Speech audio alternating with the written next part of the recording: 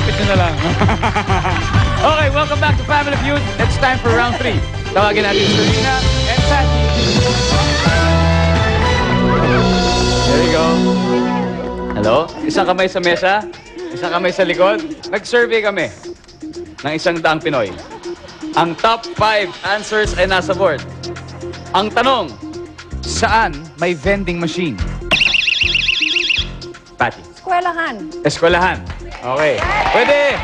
Eskwelahan. May vending machine ba sa eskwelahan? Meron daw.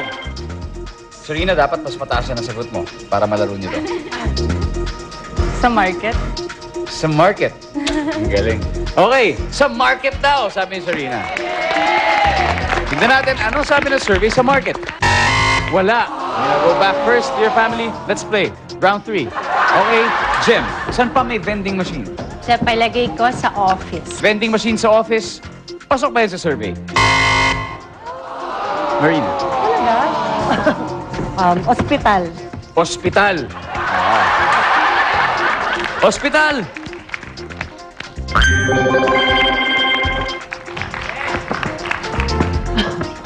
Sa mga museum. Museum! Ano sabi ng survey sa museum? Stand by to steal. Patty. Gym. Sa gym. Anong sabi ng survey sa gym? Wow. Dalawa na lang. Yung gym dun sa mga coliseums, kung saan ginagawa yung mga events. Like Araneta Coliseum. So, lagyan natin Coliseum. Survey, ano masasabi mo sa Coliseum? Wala. Nicolette.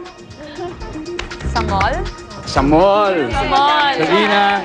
Mall. Mall din. Krista. Sure. Sure. 100%. 100%. Positive? Positive. Okay, let's see. Is it there? Vending machine sa mall. Go. Yes, it's the top answer. Number 2, please.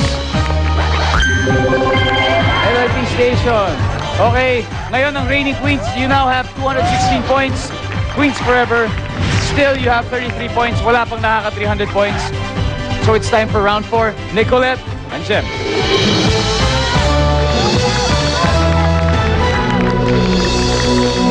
Okay, good luck. Good luck. Nag-survey kami ng 100 Pinoy. Ang top 3 answers ay nasa board. Ito na ang tanong. Anong hayop ang malaki ang tenga? Patty. Elepante. Gem. Ay, sorry, Jem. Sorry. Elepante. Elepante. Sabi ni Jem, elepante ang malaking tenga. Ano sabi ng survey sa elepante? Top answer. Nicolette, balik ka muna. Let's play this round. Marina. Oh. Ano pang hayop ang malaki ang tenga? Kuneho. Kuneho. Okay, dalawa na lang yan. Kuneho, nandiyan ka ba? Yun! One more to go, that's right. Daga. Daga. Ano sabi ng survey sa daga? Wala. Patty? Aso. Aso. Malaki daw ang tenga ng aso, sabi ni Patty. Survey, sangayon ka ba dyan? Stand by to steal. Jem, last chance. Kuneho. Hindi nga kuneho, no? Ano nga? Diyos ko! Sige lang, ito na. Go! Nako, sayang. Try. Nicolette. Kalabaw. Kalabaw. Serena. Kabayo. Kabayo. Kabayo din iisip. Kabayo inisip mo. Teka, Ginos, mag-isip ka mabuti. Pag-isipan mo mabuti yung sagot na to. Ito, magdadala sa inyo sa ating jackpot round. Sige, kabayo. Sige. Go, Vince. Kabayo. Kabayo. Ano sabi ng survey? Sa kabayo. Wala. Number 3, please. Baboy. Okay. Here's the good news. Ladies, wala pang nakaka-300 points. So, ibig sabihin, oras na para sa sudden death. Let's call in the 2 team captains, Marina and Venus. Final. Ito na. Ito na yung sudden death. Ano po to? Ito, explain ko. Dito sa sudden death, isang sagot lang ang hinahanap ko at yun ay ang top answer. Isa lang. So, unahan na makakuha nito. Pabilisan at pagalingan ng sagot. Just one answer dahil triple points ang question na to. So definitely kung sino makakuha nito, kayo naman nanalo. Nag-survey kami ng 100 Pinoy. Ang top answer ay nasa board. Ito ang tanong. Anong sound o huni ang ginagawa ng ibon? Venus! Tweet, tweet. Tweet, tweet! Okay. Sigurado ka ba dyan? Sure na sure.